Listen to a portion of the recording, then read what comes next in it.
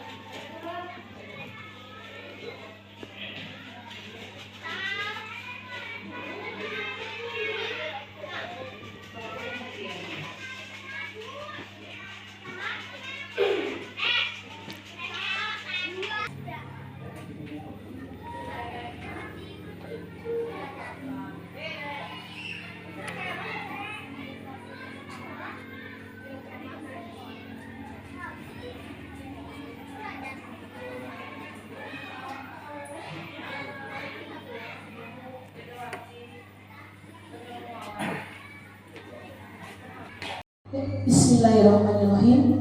Assalamualaikum warahmatullahi wabarakatuh. Waalaikumsalam warahmatullahi wabarakatuh.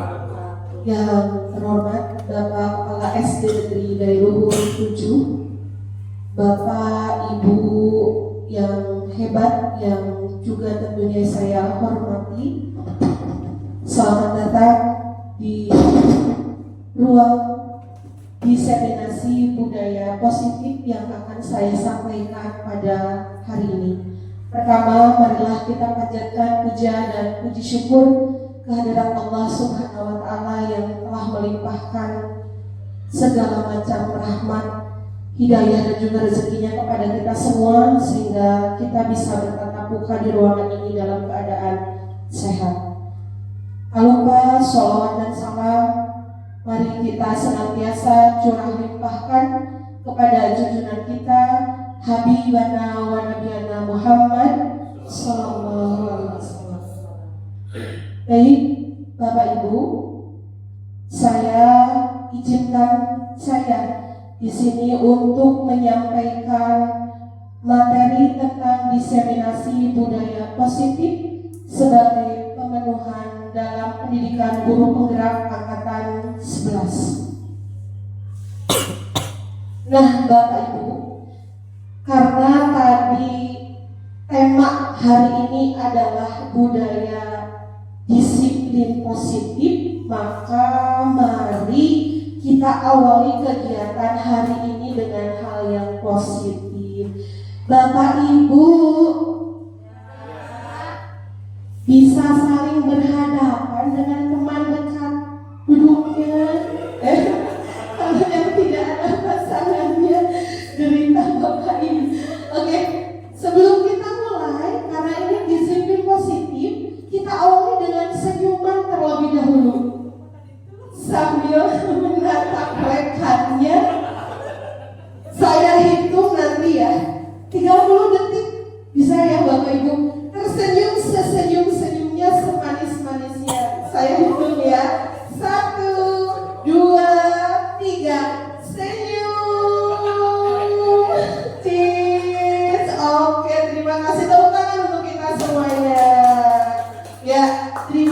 senyuman manisnya hari ini. Kita lanjutkan. Nah Bapak Ibu, perkenankan saya membacakan rencana kegiatan pada hari ini. Yang pertama ada pembukaan, kemudian penyampaian materi, kemudian nanti di akhir kegiatan ada refleksi dan juga foto bersama. Itu yang penting, foto bersamanya ya Bapak Ibu sebagai dokumentasi pada kegiatan hari ini. Kemudian Bapak Ibu, tidak hanya murid-murid kita ketika di kelas, hari ini juga saya membutuhkan yang namanya kesepakatan kelas. Saya sudah membuatkan beberapa kesepakatan kelas. Kalau ada yang mau ditambahkan monggo, kalau ada yang mau dikurangi juga monggo. Kalau sepakat, Bapak Ibu tinggal bilang sepakat ya Bapak Ibu. Yang pertama kesepakatan kelas hari ini adalah mengikuti kegiatan dengan fokus. Kira-kira sepakat atau tidak Bapak Ibu? Baik, terima kasih. Kesepakatan yang kedua, menghargai sesama peserta. Sepakat tidak Bapak Ibu? Sepakat, terima kasih. Kesepakatan yang ketiga, menyampaikan pendapat setelah dipersilahkan. Gimana, sepakat? Ya. Yang keempat, nah ini yang biasanya suka bikin dilema, menggunakan handphone dengan bijak. Sepakat tidak? Jadi boleh Bapak Ibu ketika urgent menggunakan handphone, tapi jangan selama waktu kegiatan menggunakan handphone. Bagaimana, kira-kira ada tambahan? Cukup? Ya, baik, terima kasih. Ada 4 kesepakatan kelas untuk kegiatan hari ini. Nah Bapak Ibu, sebelum dimulai ada video yang saya tayangkan, nanti Bapak Ibu simak dan kita putar dulu.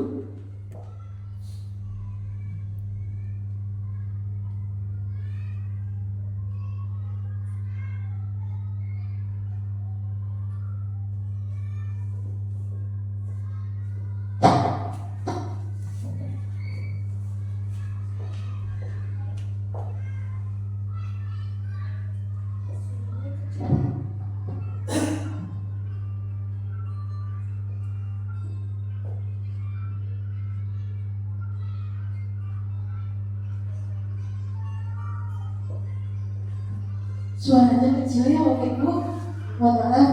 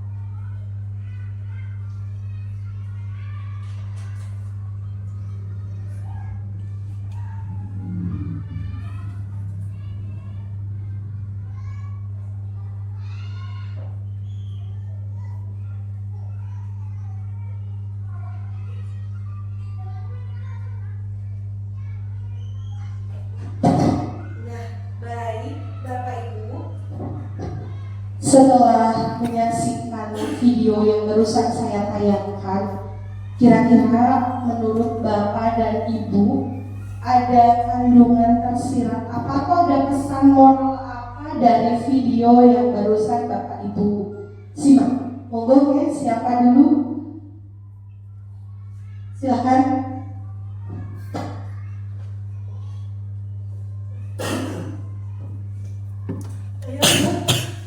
Ibu, Bapak, kira-kira apa hal apa yang tersirat dari video yang barusan Bapak Ibu simak?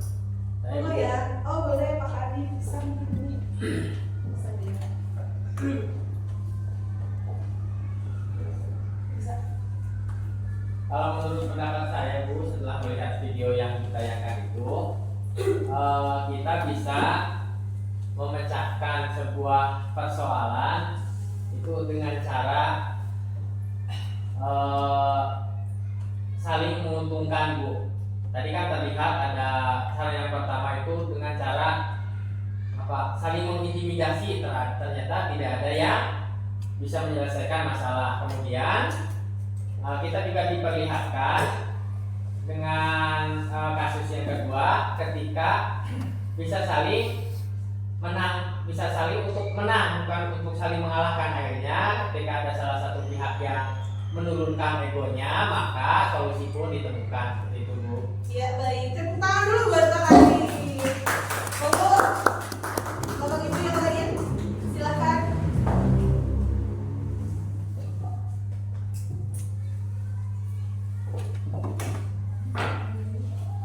Ya, terima kasih Pak Adi.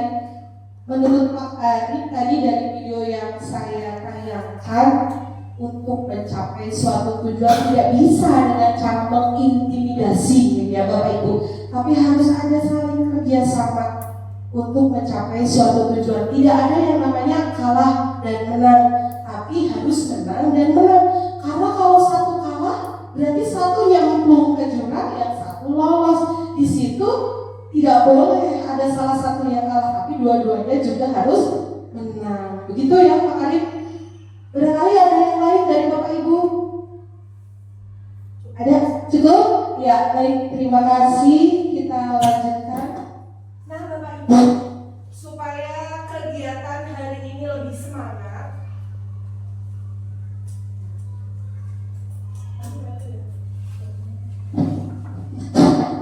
saya mohon izin menyampaikan pantun terlebih dahulu.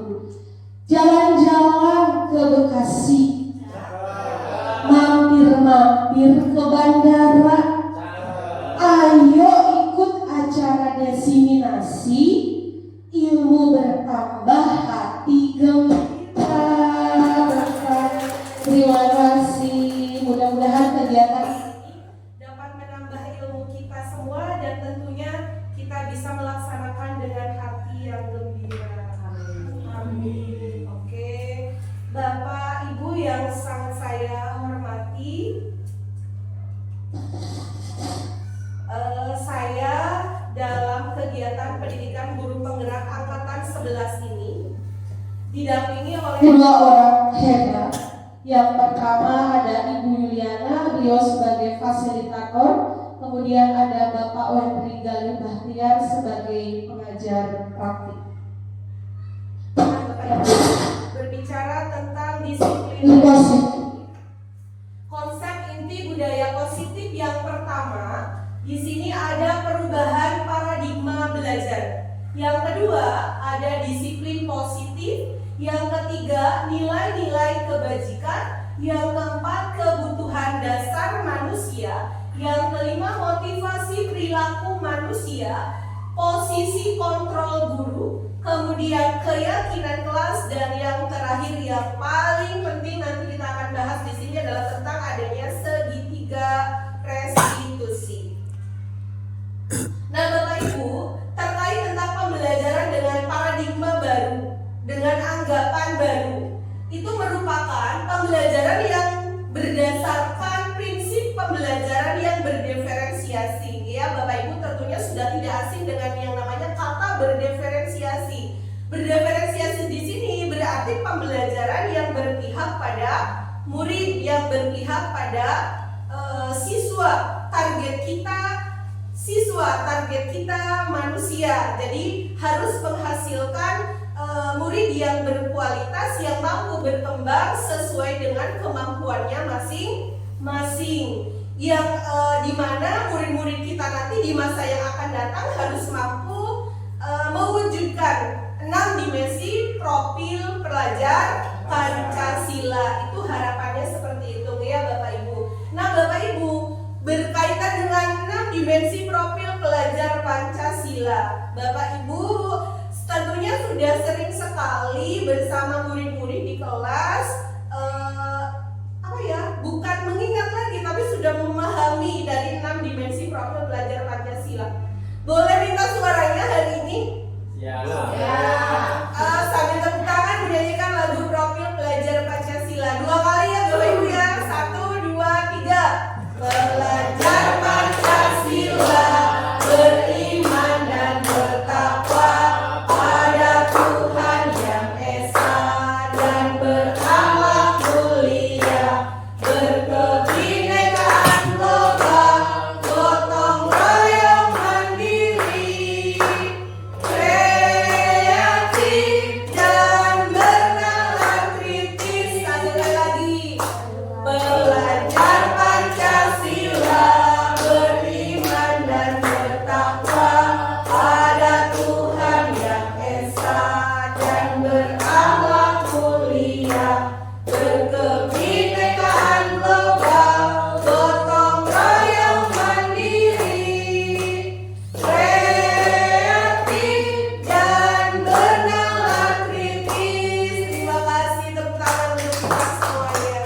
Ya, itulah 6 dimensi dari profil pelajar Pancasila. Baik, kita lanjutkan. Nah, Bapak Ibu, selama ini kita berkecimpung di dunia pendidikan, mungkin masih ada miskonsepsi tentang teori kontrol. Miskonsepsi di sini berarti masih ada paradigma atau pemikiran yang keliru dari kita sebagai seorang Bapak Ibu guru atau sebagai pendidik. Yang pertama, guru masih beranggapan bahwa guru bisa mengontrol murid. Itu anggapan keliru yang pertama yang sering kita lakukan. Yang kedua, guru itu masih beranggapan bahwa semua penguatan positif itu akan efektif dan bermanfaat. Kemudian anggapan keliru yang ketiga yang biasanya masih kita lakukan adalah bahwa guru beranggapan bahwa kritik dan membuat rasa bersalah itu mampu menguatkan karakter murid. Kemudian yang ketiga, anggapan yang masih keliru adalah bahwa guru masih beranggapan bahwa orang dewasa itu berhak memaksa. Jadi intinya kita sebagai seorang guru merasa sudah yang paling sempurna karena sudah lebih tua, sudah lebih dewasa sehingga menganggap mampu mengontrol anak didiknya. Tapi ternyata itu merupakan teori kontrol yang salah, teori kontrol yang keliru. Baik, kita lanjutkan. Nah, di sini jika kita sebagai guru menginginkan kemajuan yang perlahan, maka hal pertama yang harus kita lakukan adalah mengubah sikap dan perilaku kita. Contoh tadi, beranggapan mampu mengontrol siswa-siswi kita. Nah, kita perlahan ubah pemikiran itu. Kita bukan sebagai pengontrol, tetapi sesuai dengan pemikiran Ki Hajar Dewantara bahwa filosofi pendidikan itu adalah bukan mengontrol, bukan menuntut, tapi apa? Menuntun murid, begitu ya Bapak Ibu. Kemudian juga kita perlahan mengubah kerangka acuan kita. Ubahlah bagaimana kita melihat dunia, bagaimana kita berpikir tentang manusia, mengubah paradigma kita, mengubah skema pemahaman dan penjelasan aspek-aspek tertentu tentang realitas. Realitasnya apa? Murid adalah sebagai manusia. Jadi hasil kita dalam pembelajaran Bapak Ibu bukan tentang nilai 100 saja, bukan tentang administrasi yang sudah terpenuhi saja, tetapi bagaimana murid kita sebagai manusia di masa yang akan datang bisa berkembang sesuai dengan kodrat alam dan juga kodrat zamannya masing-masing. Lanjut ya Bapak Ibu. Nah, di sini ada tabel stimulus respon dan juga tabel teori kontrol. Kita buka satu persatu. Pertama, ada stimulus respon berkata bahwa realita kebutuhan kita sama. Menurut stimulus respon, realita kebutuhan manusia sama. Tetapi menurut teori kontrol, realita kebutuhan kita itu berbeda. Contoh, ketika di kelas Bapak Ibu di awal tahun pembelajaran, tentunya kita sudah melakukan yang namanya asesmen awal. Sudah belum Bapak Ibu? Di awal tahun pembelajaran sudah melakukan asesmen awal? Iya, terima kasih.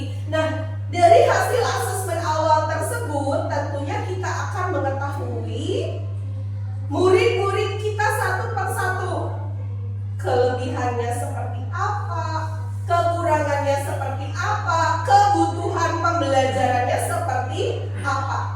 Kira-kira yang Bapak Ibu temukan, kebutuhan murid kita ketika dilakukan asesmen awal sama atau berbeda ya? Berbeda, betul. Artinya ketika stimulus respon mengatakan realitas kebutuhan sama, itu tidak benar. Karena pada kenyataan sesuai teori kontrol realitas kebutuhan itu berbeda. Gitu ya Bapak Ibu. Kemudian di sini stimulus respon yang kedua, semua orang melihat hal yang sama. Tetapi menurut teori kontrol setiap orang memiliki gambaran yang berbeda. Contoh dalam pembelajaran matematika misalkan, si A menggambarkan segitiganya segitiga sama sisi. Karena yang pertama kali dia lihat bangunan segitiganya bentuk segitiga sama sisi. Si B menggambarkan segitiganya segitiga siku. Karena dia melihat pertama kali yang dia lihat adalah segitiga yang berbentuk siku-siku. Kira-kira boleh nggak sih Bapak Ibu? Boleh. Karena apa? Setiap orang memiliki gambaran yang berbeda, walaupun memiliki tujuan yang sama. Seperti itu ya Bapak Ibu. Kemudian dalam stimulus respon kita mencoba mengubah orang agar berpandangan sama dengan kita. Kira-kira menurut Bapak Ibu, kita bisa tidak mengubah orang itu berpandangan sama dengan kita? Tidak bisa. Sesuai dengan teori kontrol di sini bahwa justru kita berusaha memahami pandangan orang lain. Seperti itu. Kemudian stimulus respon yang berikutnya, perilaku buruk dilihat sebagai suatu kesalahan. Bapak Ibu pernah menjumpai muridnya melakukan kesalahan? Sering. Kira-kira menurut Bapak Ibu, ketika ada siswa, ada murid melakukan kesalahan, dimarahi? Ditegur? Oh, ditanya dulu. Bagus, ditanya dulu. Oke. Ketika perilaku buruk dilihat sebagai suatu kesalahan menurut stimulus respon, ternyata tidak sesuai dengan teori kontrol kita nanti sebagai seorang guru. Yang seharusnya adalah bahwa semua perilaku itu memiliki tujuan. Misalkan ada murid kita yang datang terlambat, kita tidak bisa, hei kamu kenapa kesiangan? Lari 10 putaran di lapangan. Nah, tidak bisa seperti itu.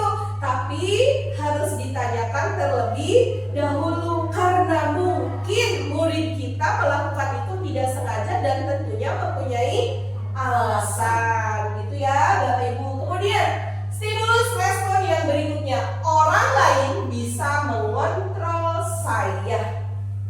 Setuju tidak? Orang lain bisa mengontrol saya. Setuju tidak? Tidak setuju apa setuju? Orang lain bisa mengontrol saya. Boleh tidak kita dikontrol orang lain? Tidak boleh. Siapa yang berhak mengontrol kita? Diri kita sendiri. Maka dalam teori kontrol posisi sebagai guru adalah hanya Anda yang bisa mengontrol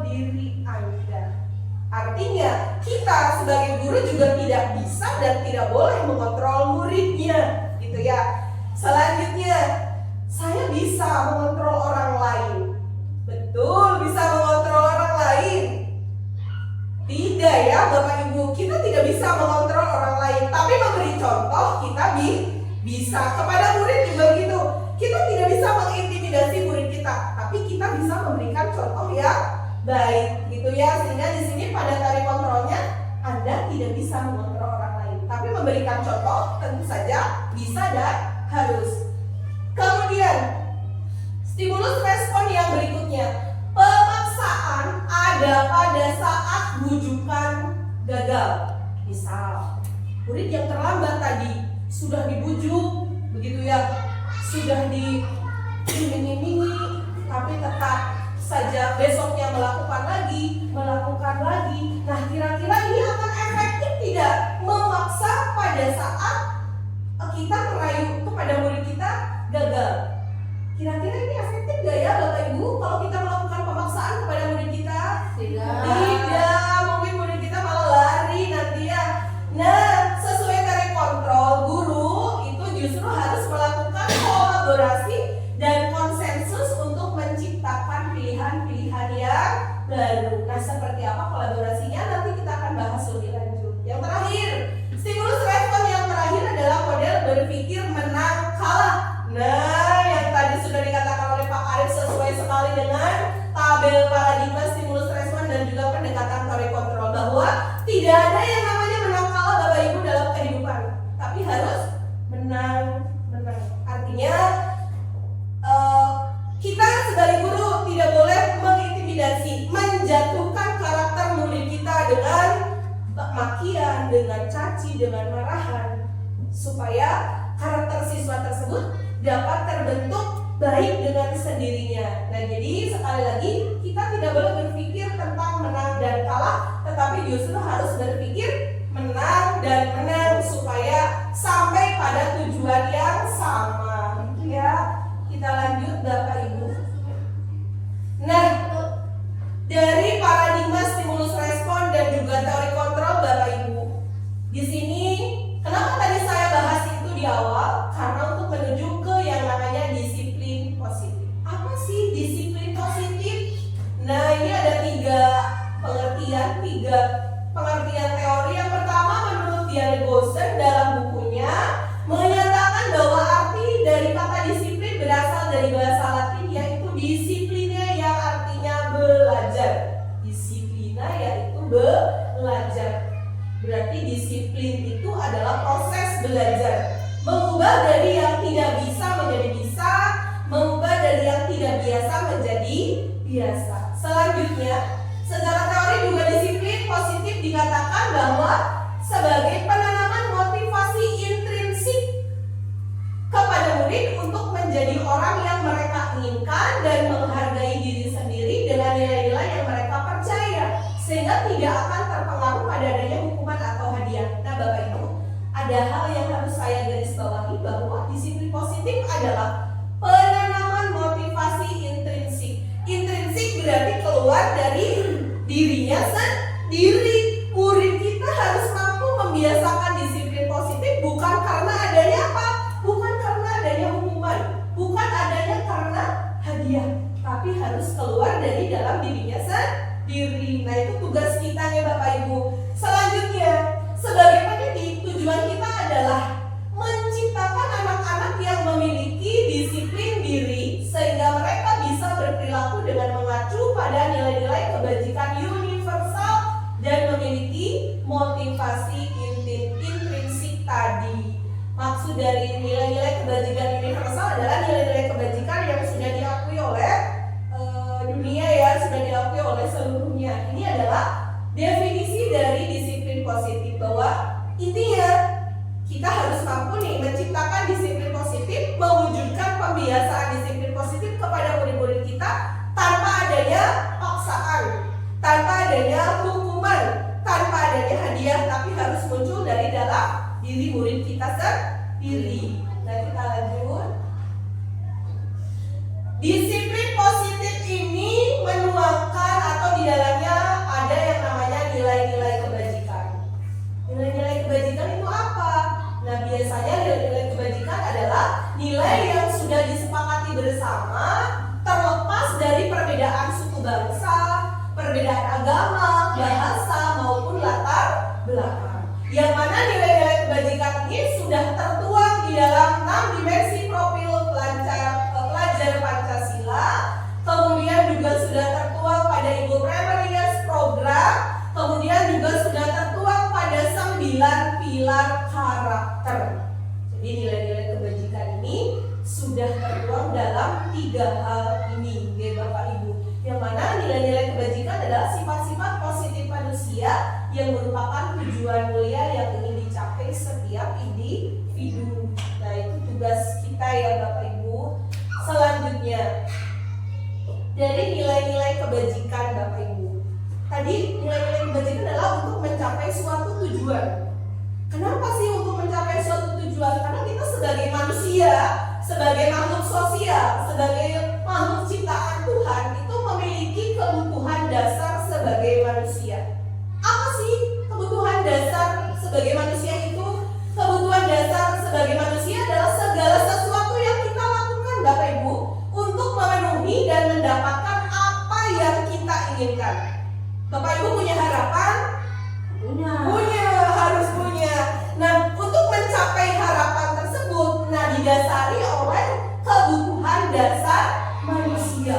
Kita melakukan seluruh tindakan, melakukan seluruh usaha, sekuat tenaga untuk mencapai tujuan yang kita harapkan, tujuan yang kita inginkan. Oke, Bapak Ibu, kita lanjut. Untuk memahami kebutuhan dasar manusia, ada sebuah kasus di depan. Saya bacakan ya. Ibu Ambar, beliau seorang guru wali kelas 2A di sebuah SD, saya namanya SD Pelita Hati. Beliau sedang bingung menghadapi ulas salah satu murid di kelasnya yang bernama Doni. Beberapa anak di kelas 2 telah datang kepadanya dan mengeluhkan Doni yang sering sekali meminta bekal makan siang Bapak Ibu. Nah, jika Bapak Ibu yang sering sekali meminta bekal makan siang Bapak Ibu. Nah, jika Bapak Ibu menghadapi situasi seperti yang dialami oleh Ibu Ambar, kira-kira apa yang akan Bapak Ibu lakukan? Terus menurut Bapak Ibu kira-kira kenapa sih kok Doni setiap siangnya meminta bekal makan siang temannya? Yuk, monggo Bapak Ibu silahkan, siapa duluan? Ibu Ambar, muridnya bernama Doni, setiap harinya meminta bekal siang temannya. Kira-kira kalau Bapak Ibu menghadapi kasus seperti Ibu Ambar, apa yang akan Bapak Ibu lakukan? Dan menurut Bapak Ibu, alasan apa sih kok Doni setiap siangnya meminta makan siang temannya? Siapa Bapak Ibu? Saya minta bantuannya untuk berpendapat atas kasus yang saya sajikan di depan. Oh, oke Bapak, monggo Pak. Terima kasih Bu. Kalau melihat kasus itu, sepertinya kalau kita boleh membuat perkiraan, alasan dulu mungkin karena yang pertama lapar, kemudian yang kedua itu karena iseng bersenang-senang, atau ingin menunjukkan bahwa Doni itu bisa berkuasa atas teman-temannya, seperti itu. Nah, apa yang kita lakukan? Mungkin yang kita lakukan adalah memanggil Doni, kemudian tadi kita tanyakan apa alasan Doni melakukan hal tersebut, kemudian setelah itu kita beri nasihat, kita beri nasihat, kita berdiskusi kira-kira tindakan apa yang paling bijak Doni lakukan jika memiliki alasan yang disebutkan tadi. Mungkin seperti itu Bu, terima kasih. Terima kasih, tepuk tangan untuk Bapak. Terima kasih sekali, pendapatnya sangat bagus sekali, luar biasa Bapak, hebat. Menurut Bapak tadi bahwa Doni itu mungkin alasannya karena lapar. Ya pasti karena lapar Doni. Atau mungkin tadi karena iseng. Atau Doni merasa bahwa dia yang paling berkuasa atas teman-temannya satu kelas. Bisa jadi. Ada yang berpendapat lain atau setuju? Kira-kira ada lagi? Kemudian tadi menurut Bapak, apa yang akan dilakukan? Tadi menurut Bapak mengatakan bahwa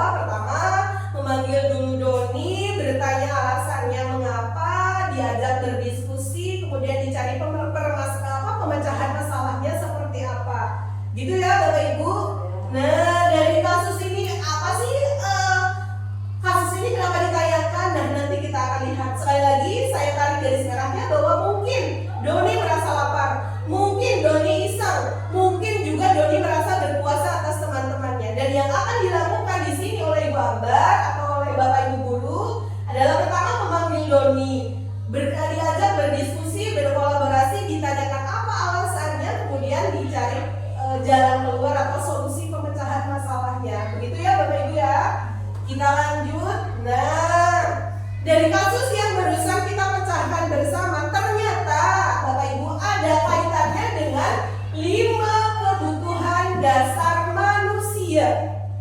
Kebutuhan yang pertama ada bertahan hidup. Nah, ternyata Doni melakukan itu untuk bertahan hidup karena di rumah mungkin tidak sempat sarapan. Di kelas sudah mulai pusing, tidak bawa sarapan, temannya bawa sarapan, akhirnya mungkin Doni terpaksa meminta makan siang teman-temannya. Yang kedua, kebutuhan dasar yang kedua adalah untuk mendapatkan kasih sayang dan rasa diterima. Ya, jadi kalau di kelas murid kita ada yang sedikit cari perhatian, itu bisa jadi membutuhkan rasa kasih sayang dan juga rasa diterima. Kemudian yang ketiga, ada kebutuhan kekuasaan. Nah, yang tadi Bapak katakan betul, mungkin juga Doni merasa ingin diakui, merasa bahwa dia berkuasa atas teman-temannya sehingga dia merasa tertarik untuk meminta bekal temannya. Kebutuhan dasar yang keempat itu adalah kesenangan. Bapak Ibu yang suka refreshing? Suka. Kenapa sih kita harus refreshing? Belanja kalau ibu ya shopping. Ya, biasanya yang jadi bapak-bapak, yang jadi suami-suami ini harus makan nih kesenangan istri-istri, kesenangan ibu-ibu di rumah. Apa sih sebenarnya kita shopping, jalan-jalan. Nah, ini salah satu pemenuhan kebutuhan dasar manusia. Jadi jangan khawatir Bu Rini, kalau kita sedang shopping itu merupakan 5 kebutuhan dasar manusia memang. Dan harus bapak-bapak penuhi ya Pak.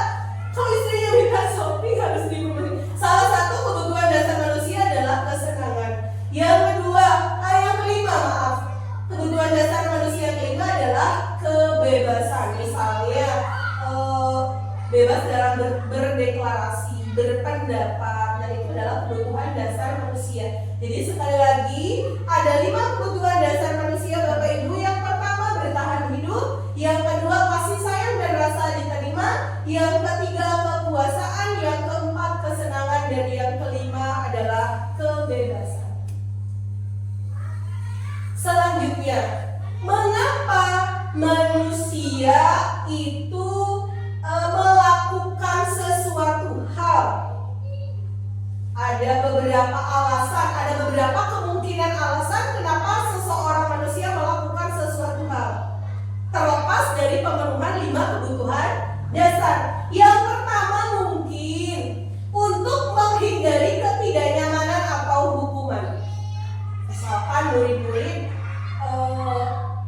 selalu mengerjakan tugas dari Bapak Ibu guru. Ternyata motivasinya adalah untuk menghindari hukuman, untuk menghindari ketidaknyamanan. Itu ada di antara murid kita yang melakukan pengerjaan tugas dan lain sebagainya. Ada yang motivasinya seperti ini.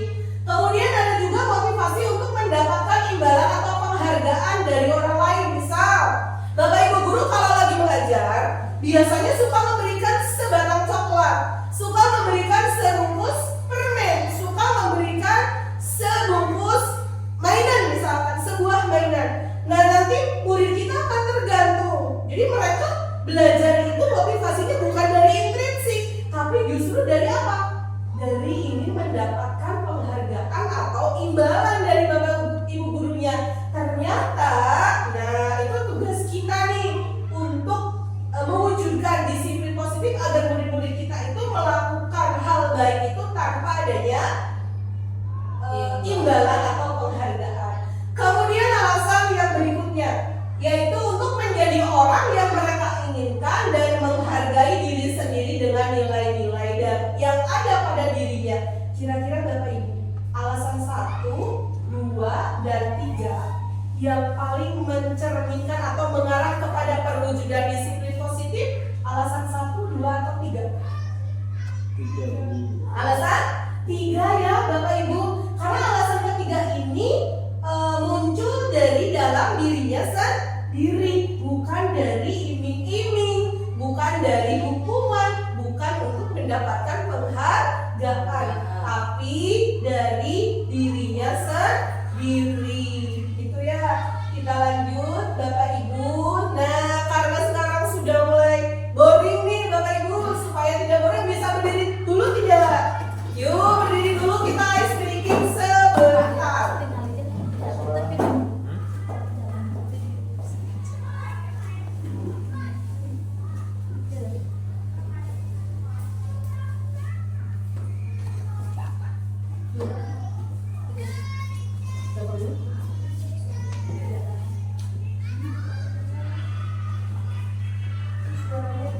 Yuk ikutin dulu.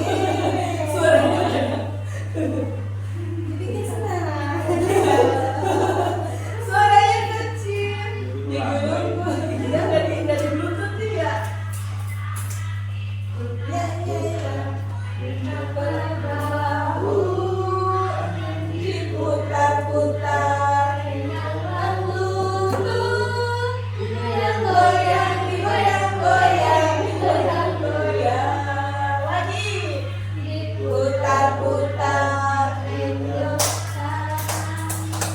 tangan diputar-putar, pegang bahu, tangan diputar-putar,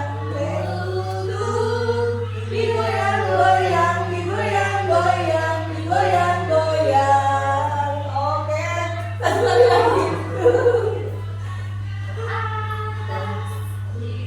Putar-putar.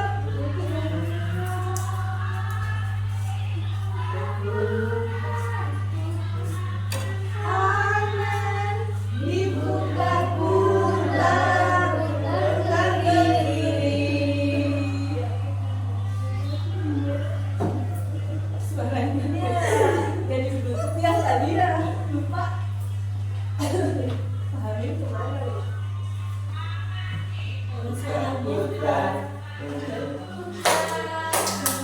Tangan diputar-putar, pegang bahu, tangan diputar-putar, pegang lutut, goyang-goyang, goyang-goyang, goyang-goyang. Baik, tepuk tangan Bapak Ibu.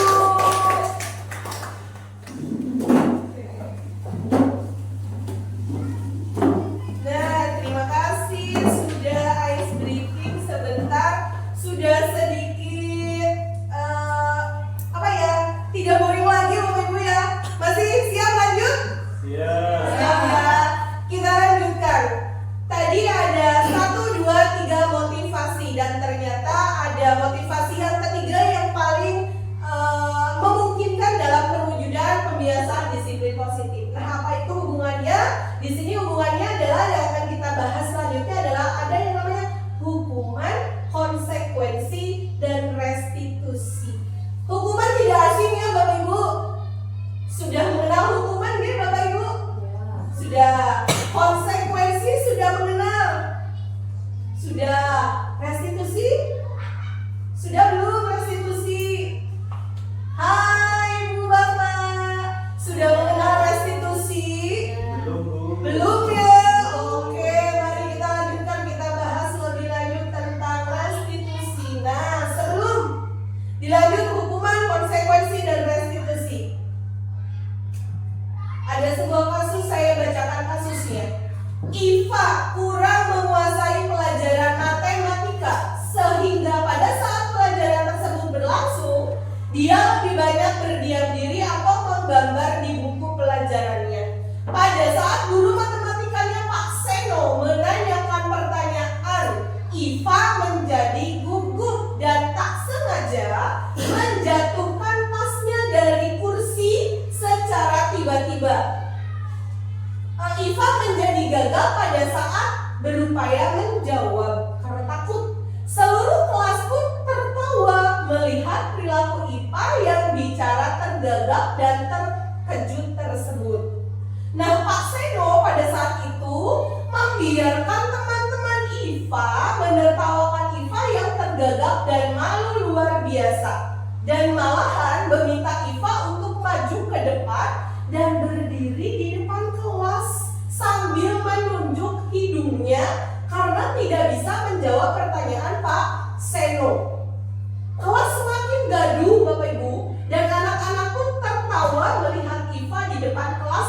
memegang ujung hidungnya. Sudah terbayang ya Bapak Ibu kasus Pak Seno dan Iva. Pertanyaan yang mau saya ajukan sebagai bahan diskusi pada siang hari ini. Menurut Bapak Ibu, apakah Bapak Ibu setuju dengan tindakan Pak Seno terhadap Iva? Setuju tidak Bapak Ibu? Tidak setuju. Mengapa kira-kira Bapak Ibu tidak setuju dengan tindakan Pak Seno? Karena Pak Seno terlalu menyudutkan Iva. Karena Pak Seno terlalu menyudutkan Iva. Tepuk tangan dong. Ada lagi? Tunggu. Kenapa tidak setuju dengan tindakan Pak Seno? Ada lagi? Setuju. Karena Pak Seno terlalu menyudutkan Iva. Kemudian kira-kira nih ya, menurut Bapak Ibu, tindakan Pak Seno ini terhadap Iva termasuk sebuah hukuman atau konsekuensi? Hukuman atau konsekuensi Bapak Ibu? Hukuman. Kenapa termasuk hukuman bukan konsekuensi? Mengapa ya? Karena sifatnya tidak mendidik. Karena sifatnya tidak mendidik. Betul sekali. Pak Seno di sini membiarkan Iva ditertawakan oleh teman-temannya. Pak Seno juga malah meminta Iva memegang ujung hidungnya. Itu kira-kira Iva malu tidak? Malu. Kemudian kira-kira Iva memiliki rasa sakit hati tidak terhadap Pak Seno? Iya. Nah, itu tidak boleh ya Bapak Ibu. Ini termasuk perbuatan yang melakukan hukuman terhadap murid. Di zaman milenial seperti ini, kita sebagai seorang pendidik tidak boleh melakukan atau memberikan hukuman kepada murid kita. Nah, kita lanjutkan. Ada tabel identitas gagal dan identitas sukses. Saya ambil sampelnya saja ya Bapak Ibu. Identitas gagal isinya di sini adalah hukuman. Kenapa dikatakan identitas gagal? Kenapa hukuman sebagai identitas gagal? Itu tadi, Iva bisa saja merasakan sakit hati terhadap Pak gurunya Pak Seno. Sakit hati itu bisa hilang 1 hari, 2 hari, 3 hari, atau selamanya masih diingat Iva. Kira-kira Bapak Ibu? Bisa diingat terus. Selamanya bisa diingat terus, dan itu sangat Menyakitkan. sangat menyakitkan dan tidak diperbolehkan. Kemudian di sini ada identitas sukses yang mengacu atau menuju pada perwujudan disiplin positif yang akan kita bahas selanjutnya. Pertama, isinya ada konsekuensi. Kedua, ada restitusi. Kalau tadi hukuman adalah sesuatu yang menyakitkan, restitusi adalah sesuatu yang harus terjadi. Apa ini maksudnya sesuatu yang harus terjadi? Biasanya kalau konsekuensi ini berlatar belakang ada yang namanya keyakinan kelas, ada yang namanya peraturan sekolah. Di kelas sudah ada keyakinan kelas Bapak Ibu? Ada. Di sekolah juga sudah ada peraturan kelas. Nah, jadi konsekuensi ini berlatar belakang dari keyakinan kelas yang sudah disepakati dan peraturan kelas atau peraturan sekolah yang sudah dibuat. Gitu ya. Jadi ketika ada yang melanggar, konsekuensinya apa? Seperti itu. Jadi murid sudah tahu kalau ini melakukan pelanggaran. Kalau di hukuman, ini murid tidak tahu karena dilaksanakan atau dilakukan secara tiba-tiba. Kemudian identitas sukses berikutnya adalah restitusi. Restitusi, kita lihat restitusi merupakan sebuah pilihan. Kita bandingkan dari ketiga sampel ini ya Bapak Ibu. Hukuman, sesuatu yang menyakitkan. Konsekuensi, sesuatu yang harus terjadi. Tetapi restitusi, sesuatu yang merupakan pilihan. Kira-kira lebih efektif yang mana nih Bapak Ibu dari hukuman, konsekuensi, dan restitusi? Hukuman sesuatu yang menyakitkan, konsekuensi sesuatu yang harus terjadi, restitusi sesuatu pilihan. Jadi pilihan di sini misalkan tadi ada murid yang datang terlambat, kita tidak boleh langsung menjudge murid ini kamu salah datang terlambat, tetapi kita tanya dulu, kita kolaborasi dulu, kita komunikasi dulu, dicari solusi pemecahan masalahnya terlebih dahulu.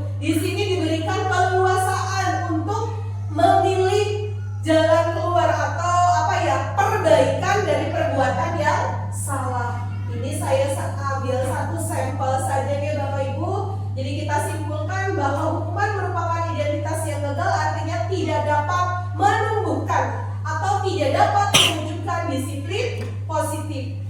Konsekuensi sudah mengarah pada perwujudan disiplin positif. Dan restitusi nanti kita akan bahas lebih lanjut, apakah ini yang paling efektif dalam perwujudan disiplin positif, nanti kita bahas selanjutnya. Kita lanjut dulu. Kemudian saya ambil satu sampel lagi dari akibat adanya hukuman, akibat adanya konsekuensi, dan akibat adanya restitusi. Pertama, jika Bapak Ibu memberikan hukuman kepada murid Bapak Ibu, maka dampak pada murid satu, murid mungkin saja marah, murid mungkin saja merasa bersalah, murid mungkin saja merasa rendah diri, dan bisa jadi yang paling fatal adalah murid mengasingkan diri akibat hukuman kita tadi, ditunjuk hidungnya di depan teman-teman, dicemooh, itu akan sangat fatal sekali. Kemudian akibat dari adanya konsekuensi yang dilakukan oleh Bapak Ibu guru, bisa saja murid kita merasa kehilangan haknya, merasa kehilangan waktu jedanya sebagai diri pribadinya, kemudian juga mengalami penahanan. Kenapa? Karena ini dituntut oleh adanya suatu peraturan. Misalkan, padahal mah punya sepatunya teh hanya itu saja, hitam berpoletkan putih, tapi peraturan di sekolah harus benar-benar hitam polos. Nah, jadi karena adanya peraturan itu, akhirnya mungkin murid kita merasa tertekan akibat adanya konsekuensi. Kemudian, apa akibat dari adanya restitusi Bapak Ibu? Murid atau anak tidak akan kehilangan waktunya, namun mereka akan bersemangat untuk memperbaiki dirinya. Jadi ketika Bapak Ibu sudah melakukan restitusi dalam perwujudan disiplin positif, maka anak atau murid kita akan semangat dalam memperbaiki dirinya, semangat dalam melakukan perwujudan disiplin positifnya yang keluar dari dalam dirinya sendiri tanpa adanya pemaksaan. Nah, ini saya ambil sampel saja dampak dari adanya hukuman, konsekuensi, dan restitusi. Bisa dimengerti ya Bapak Ibu? Ya, kita lanjutkan. Nah, kita lanjut ke pengertian hukuman. Apa sih hukuman? Nah, tadi sudah dibuka dengan Pak Seno membiarkan teman-teman IPA menertawakan. Lalu apa hukuman? Hukuman itu bersifat tidak direncana atau tiba-tiba. Ada insiden, langsung diberikan hukuman. Ada kejadian, langsung diberikan judge atau ancaman kepada murid kita. Nah, anak atau murid itu tidak tahu apa yang akan terjadi dan tidak dilibatkan karena dilakukan secara tiba-tiba, secara sepihak oleh Bapak Ibu gurunya sendiri. Hukuman ini bersifat satu arah, yaitu dari pihak guru terhadap muridnya, seperti yang tadi dilakukan Pak Seno terhadap IPA. Nah, begitu ya. Kemudian yang mana hukuman ini tanpa melalui suatu kesepakatan atau pengarahan dari pihak guru baik sebelum atau sesudahnya. Hukuman ini diberikan bisa berupa fisik maupun psikis. Murid atau anak disakiti oleh suatu perbuatan atau kata-kata. Jadi jangan sampai ya kita sebagai seorang pendidik memberikan hukuman kepada murid kita baik berupa fisik maupun berupa kata-kata yang keluar dari kita. Nah, jadi kita harus mengubah paradigma awal bahwa kita guru dapat mengontrol, kita orang dewasa dapat memaksakan kehendak kepada murid kita. Kita harus mengubah paradigma tersebut untuk apa? Untuk menghindari adanya hukuman terhadap murid kita. Selanjutnya, konsekuensi Bapak Ibu. Tadi saya sudah mengatakan bahwa konsekuensi ini berlatar belakang dari ada yang namanya keyakinan kelas, dari ada yang namanya apa lagi Bapak Ibu? Peraturan kelas atau peraturan sekolah, sehingga ada yang namanya konsekuensi, di mana konsekuensi ini bersifat sudah terencana atau sudah disepakati bersama. Artinya murid-murid sudah tahu ada peraturan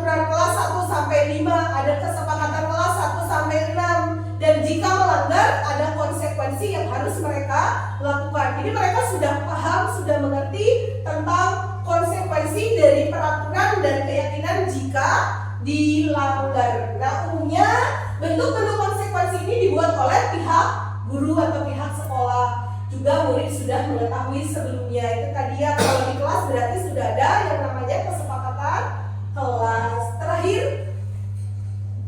restitusi.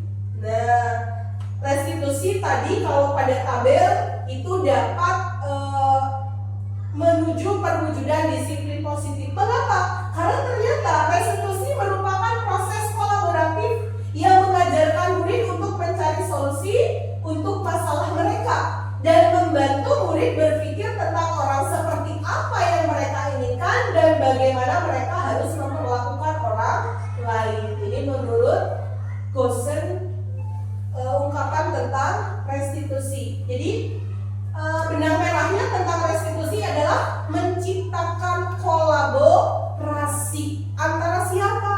Antara bapak ibu guru dengan muridnya yang melakukan kesalahan atau pelanggaran. Saya tanya, bapak ibu pernah berkolaborasi dengan muridnya?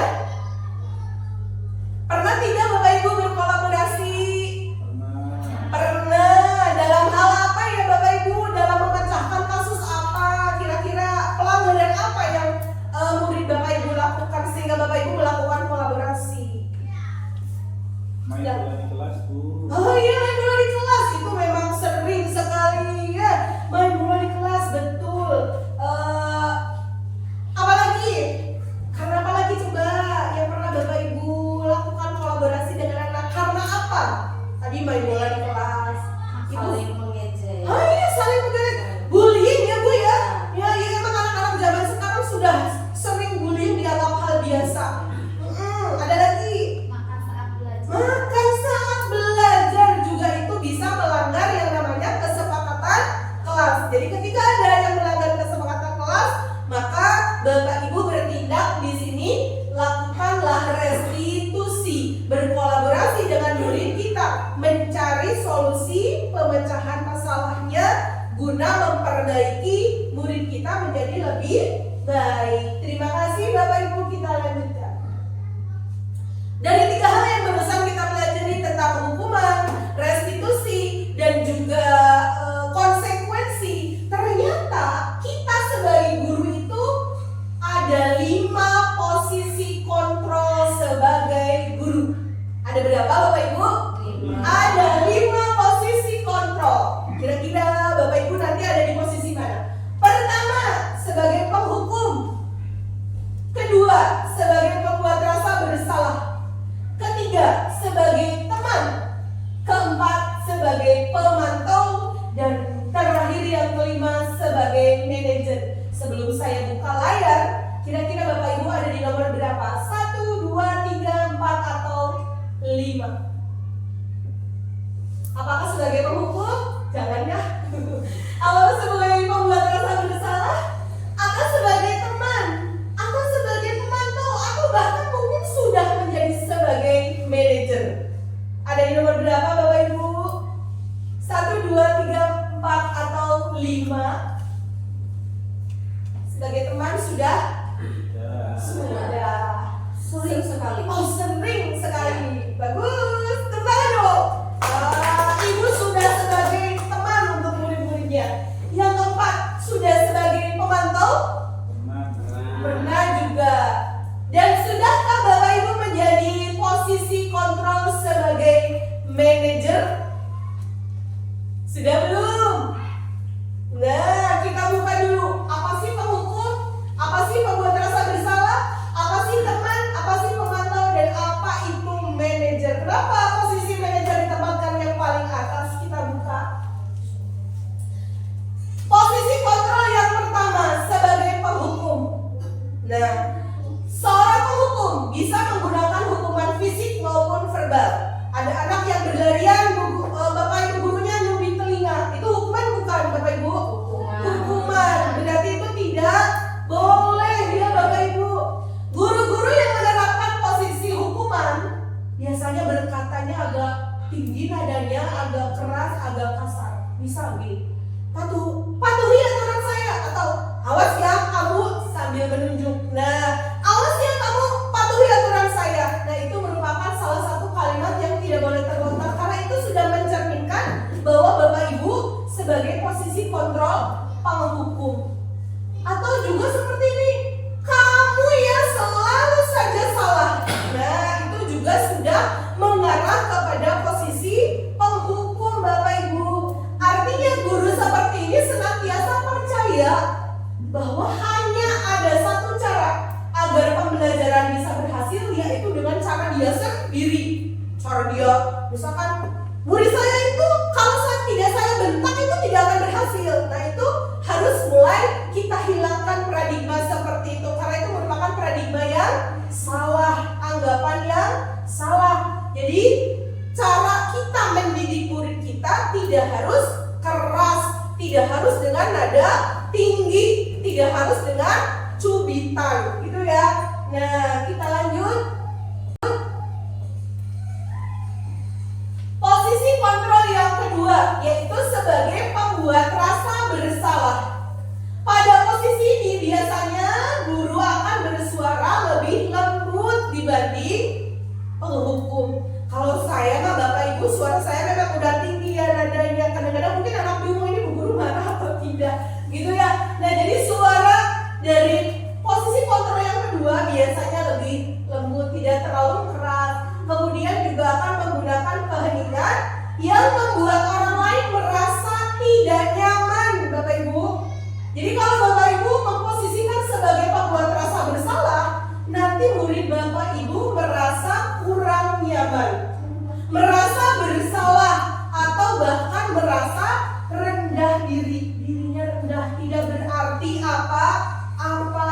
Nah, jadi ketika Bapak Ibu memposisikan sebagai posisi pembuat rasa bersalah, maka murid ini akan memiliki penilaian diri yang buruk tentang dirinya sendiri. Bahaya tidak Bapak Ibu?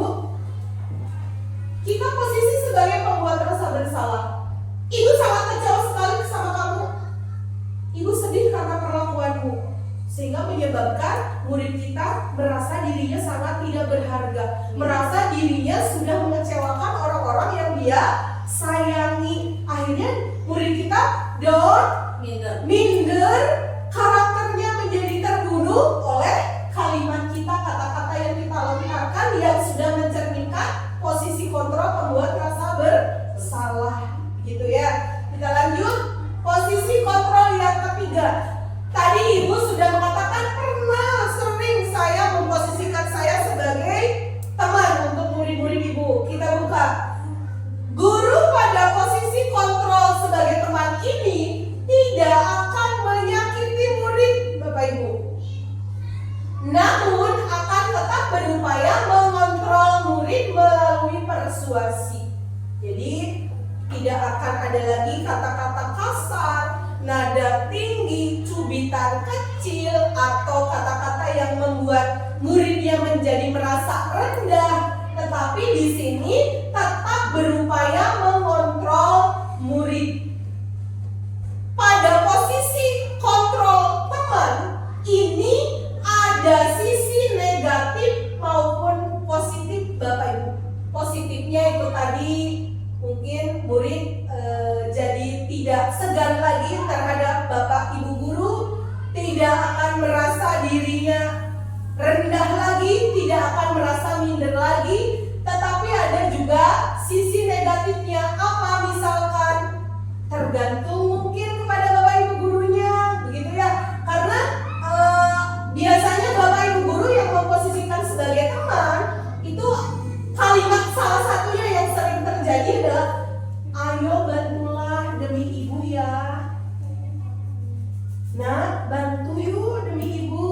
Tolonglah jangan berisik, besok kasihan gak sih sama ibu. Nah, itu merupakan kalimat yang memposisikan sebagai posisi kontrol teman.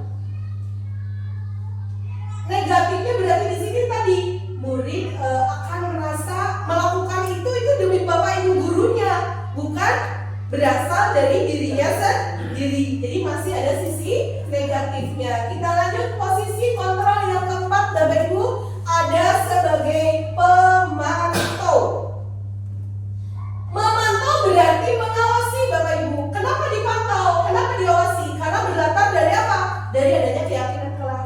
Jadi adanya peraturan kelas atau peraturan sekolah. Jadi mereka, murid-murid kita, sudah tahu konsekuensinya seperti apa jika mereka melanggar keyakinan kelas, jika mereka melanggar peraturan kelas, jika mereka melanggar peraturan sekolah. Jadi di sini karena sudah ada keyakinan kelas, karena sudah ada peraturan kelas dan peraturan sekolah, maka Bapak Ibu berada di posisi yang keempat, yaitu sebagai posisi kontrol pemantau. Karena murid sudah tahu konsekuensinya seperti apa, gitu ya.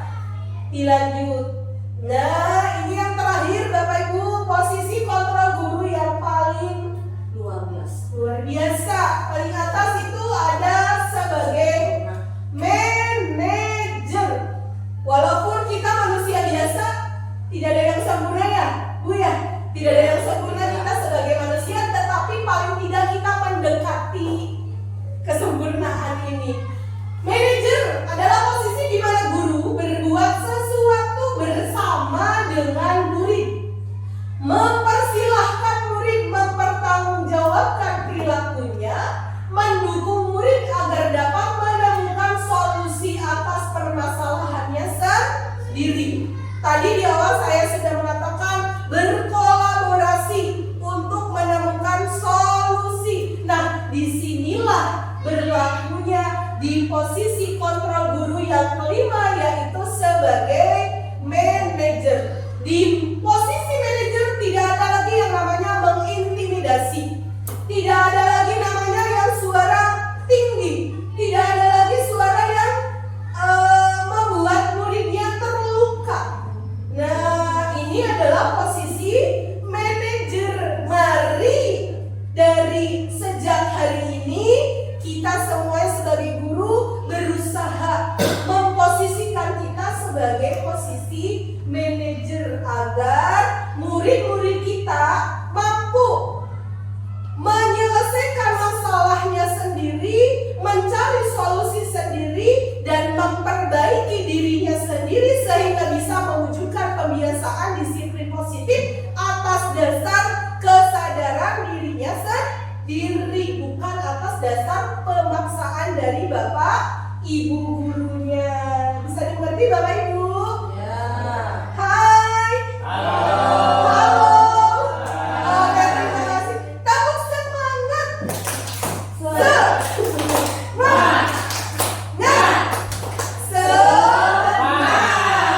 Oke, masih semangat ya? Semangat, luar biasa. Selanjutnya, 5 posisi kontrol. Ada tabel 5 posisi kontrol. Kalau tadi hukuman, restitusi, hukuman, konsekuensi, dan restitusi. Identitas gagalnya adalah hukuman. Identitas suksesnya adalah konsekuensi dan restitusi. Nah, untuk posisi kontrol, letak identitas gagal ada pada 1. Posisi kontrol penghukum. Ternyata ini termasuk identitas gagal Bapak Ibu. Yang kedua, posisi kontrol pembuat rasa bersalah. Ternyata ini juga sebagai identitas gagal. Gagal di sini berarti ini tidak bisa dalam perwujudan disiplin positif. Kemudian identitas sukses. Apa posisi yang mana yang mengarah pada identitas sukses yang dapat mewujudkan perilaku disiplin positif? Yang pertama, perilaku kontrol positif pertama adalah posisi sebagai teman. Tadi kalau Ibu Sur mengatakan sudah memposisikan sebagai teman, berarti ini sudah termasuk identitas sukses menuju perwujudan disiplin positif. Yang kedua, sebagai pemantau, juga sudah termasuk pada identitas sukses. Tetapi di sini ada yang paling utama Bapak Ibu, posisi kontrol yang dapat mewujudkan disiplin positif tanpa ada paksaan, tanpa ada iming-iming, tanpa ada peraturan, adalah ternyata posisi kontrol sebagai manajer.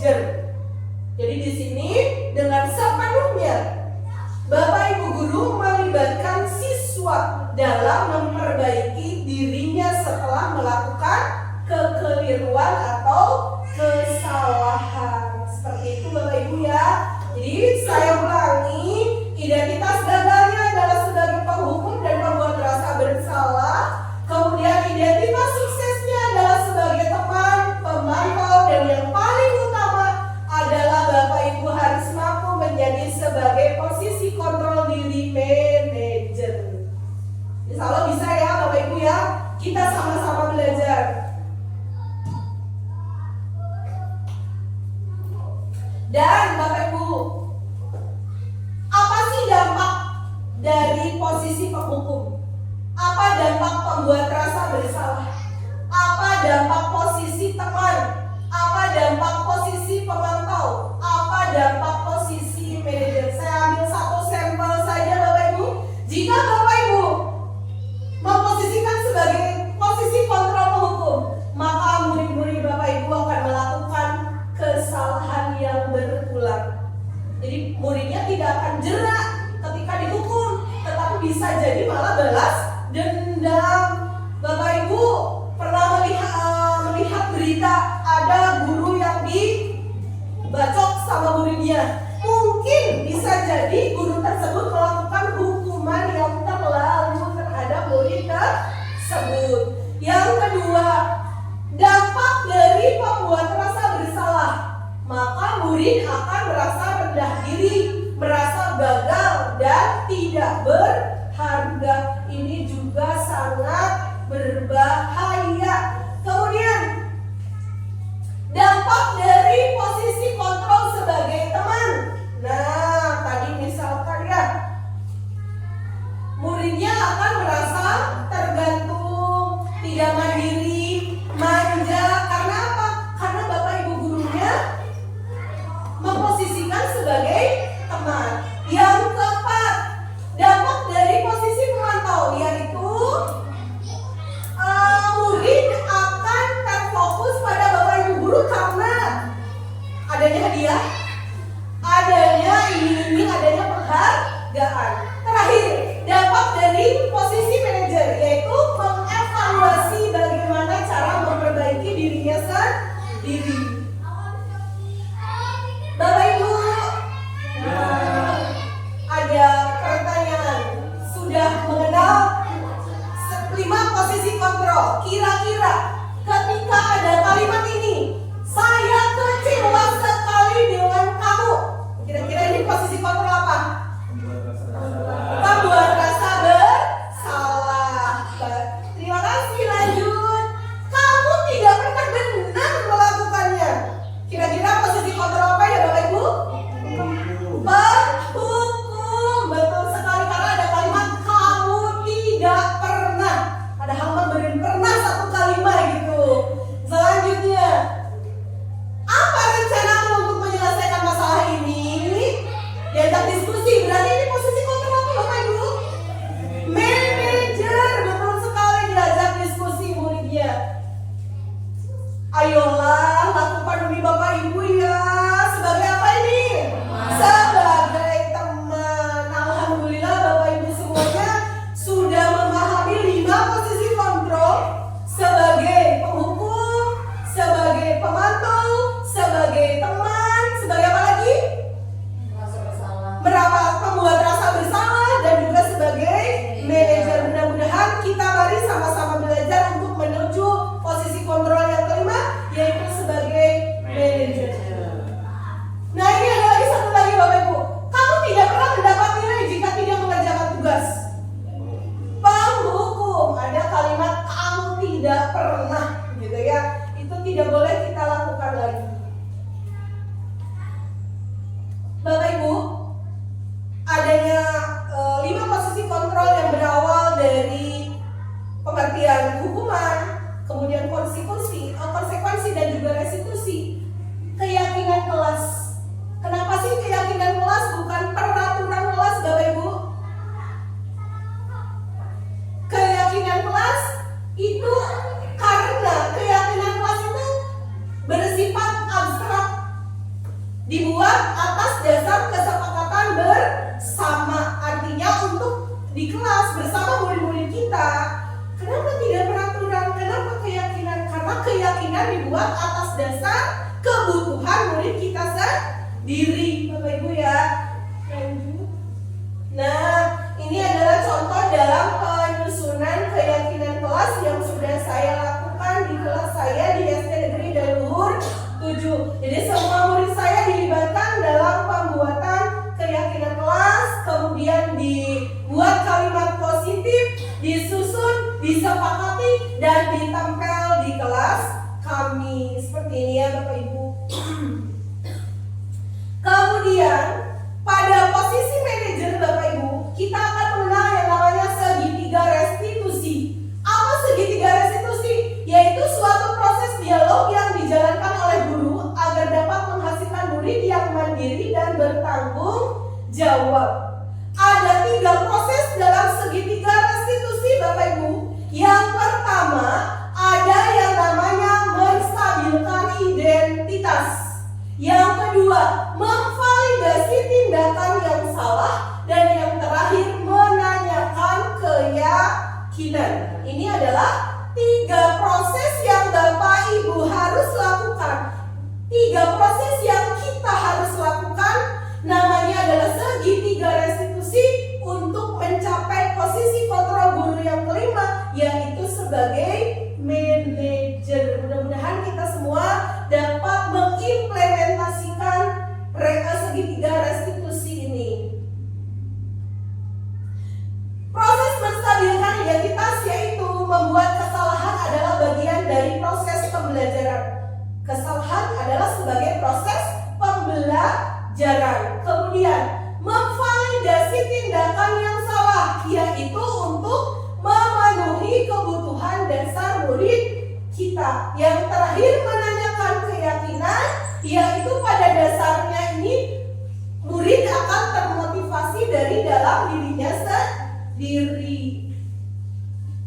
Nah Bapak Ibu, saya dalam pemenuhan tugas pendidikan guru penggerak angkatan 11 ini pada modul 1.3 sudah melakukan praktek segitiga restitusi bersama murid saya Diva. Ada sebuah kasus yang kita selesaikan menggunakan konsep segitiga restitusi. Mohon izin saya tayangkan terlebih dahulu Bapak Ibu ya. Suaranya mohon maaf nanti pelan.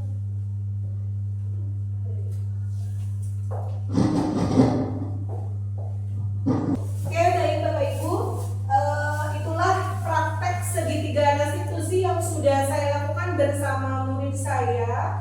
Mudah-mudahan menjadi sedikit inspirasi untuk kita semua ke depannya untuk bisa mengimplementasikan proses segitiga restitusi ini demi mewujudkan budaya positif di lingkungan sekolah kita. Baik Bapak Ibu, kita sudah sampai pada penghujung acara. Kesimpulan pada kegiatan hari ini tentang disiplin positif adalah bahwa untuk dapat terlaksananya visi dengan baik dalam mewujudkan merdeka belajar dan profil pelajar Pancasila, tentunya sekolah harus mampu menjadi taman yang dapat memberikan rasa aman dan nyaman serta suasana yang kondusif bagi warga sekolah. Guna mewujudkan hal tersebut, sekolah harus mampu menumbuhkan budaya positif. Mudah-mudahan sekolah kita SD Negeri Daluhur 7 dan kita sebagai Bapak Ibu guru dapat mendorong dan mewujudkan siswa-siswi kita mengimplementasikan budaya disiplin positif. Nah, dalam penerapan program disiplin positif, hendaknya Bapak Ibu guru memiliki standar kepribadian, standar profesional dan sosial yang baik, di mana guru mampu merefleksi dirinya dalam posisi kontrol saat ini. Misalkan saat ini kita sudah pada posisi kontrol teman. Nah, maka mari kita refleksi agar mudah-mudahan di kemudian hari kita bisa mencapai posisi kontrol sebagai manajer. Gitu ya Bapak Ibu. Kemudian juga bagaimana perjalanan diri kita sebagai guru, sebagai among yang menuntun Bapak Ibu ya, murid-murid kita menjadi insan yang mandiri, merdeka dan bertanggung jawab. Saya tarik garis benang merahnya dulu sedikit Bapak Ibu, bahwa kita sebagai guru sesuai dengan pemikiran KHD, kita posisinya sebagai penuntun, bukan penuntut. Maka dari itu, mari kita sama-sama belajar agar kita bisa mampu menjadi among yang baik untuk murid-murid kita, sehingga di masa yang akan datang murid-murid kita dapat mencapai keberhasilannya sesuai dengan kemampuannya masing-masing. Terima kasih. Terima kasih Bapak Ibu, saya ucapkan mudah-mudahan diseminasi disiplin budaya positif ini ada manfaatnya terkhusus bagi saya pribadi dan umumnya bagi rekan-rekan Bapak Ibu guru hebat semuanya. Sebelum saya tutup, mari kita akhiri dengan membaca hamdalah bersama.